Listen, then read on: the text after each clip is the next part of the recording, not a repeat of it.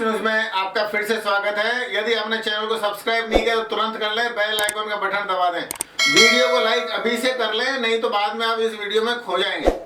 आज हम जो बात कर रहे हैं कि लगातार आप अखबारों में पढ़ते होंगे कि देश की जेल भर गई। जयपुर की या दिल्ली की तिहाड़ जेल, इसके अंदर तो जेल की क्षमता से 1.5 से 2 गुना तक कैदी घुसे हुए हैं। अभी हाल ही में कानून मंत्री और देश के प्रमुख मुख्य न्यायाधीश के सामने देश की राष्ट्रपति ज्योति मुर्मू ने बोला कि जेलें बढ़ाने की आवश्यकता क्यों है। आप सुनिए उनको एक बार। कहते हैं आजकल तो और ज़्यादा जेल बहुत सारे इतने ओवर क्राउडेड हो गए और सारा बहुत सारे प्रिजन बनाना होगा। अरे हम ये आगे जा रहे हैं, हम विकास की ओर जा रहे हैं, फिर और ज़्यादा जेलें बनाने का ये क्या ज़रूरत है? कौन करना चाहिए? मैं सब आपके ऊपर छोड़ रही हूँ। यहाँ लॉ मिनिस्टर है और आप सब जो जैसे मैं अपने बात को अधूरा रखी, बाकी जो नहीं बोल रही हूँ वो चीज़ को आप समझिए। अब इनकी बात के अंदर कितना बड़ा दर्द, कितनी बड़ी सच्चाई। शायद चूंकि आदिवासी इलाके से आते हैं इसलिए ग्राउंड टू अर्थ, मतलब जमीन से जुड़ी हुई कार्यकर्ता आज राष्ट्रपति बनी। इतनी भारी बात बोल दी इन्होंने कि देश के अंदर जेलों को बढ़ाने की आवश्यकता क्यों है, कम क्यों नहीं कर सकते। देश में अपराध 9.5% कम हुए हैं, मतलब कैदी 9.5% कम हुए, लेकिन विचाराधीन लोग 45% बढ़ गए। विचाराधीन कैदी बढ़ने का मतलब आप समझते हैं कि जिनका कोर्ट में ट्रायल चल रहा है और वो बहुत जल्दी या तो बरी हो जाएंगे, उनको सजा हो जाएगी। 90% मामलों में लोग बरी इसलिए होते हैं क्योंकि उनके खिलाफ झूठे मुकदमे दर्ज होते हैं। झूठे मुकदमे आजकल जनता एक पड़ोसी दूसरे पड़ोसी के खिलाफ करवाता है, फिर उसके बाद में कोई पति पत्नी आपस में करवाते हैं, एक भाई दूसरे के भाई के खिलाफ रिपोर्ट दर्ज करवाता है, कई बार रास्ता रोकने पर पुलिस दर्ज कर लेती है, फिर उसके बाद में आप किसी एमएलए विधायक पंच सरपंच का विरोध करते हो तो वहां मुकदमे दर्ज हो जाते हैं।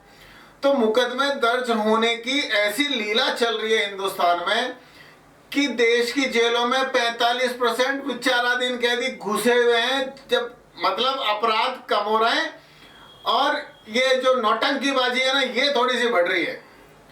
अब देखो, आप भी समझते हो और मैं भी समझता हूँ, मतलब आदमी केवल अपनी खींच निकालने के लिए पुलिस में जाके रिपोर्ट दर्ज करता है, फिर खुद काम धंधा छोड़ता है, न्यायालय में गवाही देने जाता है, दूसरा आदमी वकील करता है, ये भी वकील करते हैं, और ये दोनों वकील का घर भी भरते हैं, खुद का घर भी फोड़ते हैं और पड़ोसी का भी फोड़ते हैं। इसमें उनको आनंद आता है, बोलते हैं यही जीवन है।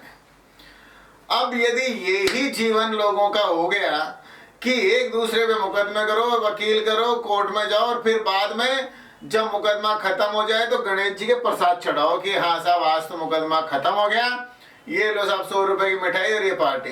अब तो चालू ही क्यों किया था? मुकदमा फर्जी जब दाखिल कर रहे थे तो पुलिस वालों ने भी तो समझाया होगा कि साहब मुकदमा मत करो, किसी समझदार ने भी समझाया होगा। आज जब मुकदमा खत्म होता है तो आप गणेश जी के प्रसाद चढ़ाते हो, पार्टी करते हो, तो पहले से सोचो। देश की राष्ट्रपति फालतू नहीं है, देश के कानून मंत्री भी नहीं है, जज भी फालतू नहीं है। अब झूठे मुकदमों के अंबार लगे सेशन कोर्ट में, हाई कोर्ट में, सुप्रीम कोर्ट में, वहां लोग आपस के अंदर न्याय पाने की आशा में जा रहे हैं और इस न्याय पाने की आशा में घर बिखरे हैं, पार बिखरे हैं। राष्ट्रपति जी ने कहा कि वहां पर विचाराधीन जो कैदी हैं वो कई तो आदिवासी टाइप के हैं, कई लोग पढ़े लिखे ही नहीं हैं। अब तो क्योंकि वकीलों के पास जाने के पैसे लगते हैं, हालांकि निःशुल्क वकील भी विधिक सहायता समिति प्रोवाइड करवाती है, लेकिन आने में जाने में, गेस्ट हाउस में रुकने में, धर्मशाला में रुकने में, उसमें भी पैसे लगते हैं। मुकदमों की तरफ नहीं जाना चाहिए। आपको जहां तक हो फिर से वो पंचायत वाली चीज लेके आओ कि 5 लोग बैठ के किसी भी विवाद का हल कर लो। मोहल्ले में अंदर 2 पड़ोसियों में झगड़ा हो जाए, दोनों के दोनों थाने भागने की बजाय वहां आसपास के 10 लोग इकट्ठा करो, वो अगर न्याय नहीं कर पाए तो फिर थाने में जाओ, फिर मुकदमेबाजी में घुसो। पुलिस के ही ज्यादातर लोग भ्रष्टाचार में इसलिए लिप्त है क्योंकि हर हिंदुस्तानी, हर यहाँ के निवासी ये चाहता है कि मुकदमा दर्ज करने के पैसे दे दूं उसको ठुकवाने के पैसे दे दो, और जो ठुकता है वो मुकदमा नहीं दर्ज हो इसके लिए पैसे दे दे, और उसकी पिटाई नहीं हो थाने में इसके लिए पैसे दे दे। मतलब उनके सारे हाथ घी में सर कढ़ाई में। इसलिए आपको न पड़ोसी का घर बर्बाद करना है, न खुद का घर बर्बाद करना है, न मुकदमे करना है, न कोर्ट करना है।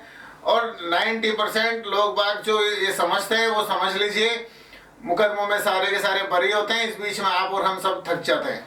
तो देश की राष्ट्रपति की जो अपील है कानून मंत्री और सुप्रीम कोर्ट के जज के साथ है, अब मैं आपको यहाँ अपील कर रहा हूँ, मुकदमों की बजाय शांति से रहना सीखें, ताकि आपका घर भी बचे, आपके पैसे भी बचे, आपके बच्चे भी आगे बढ़े।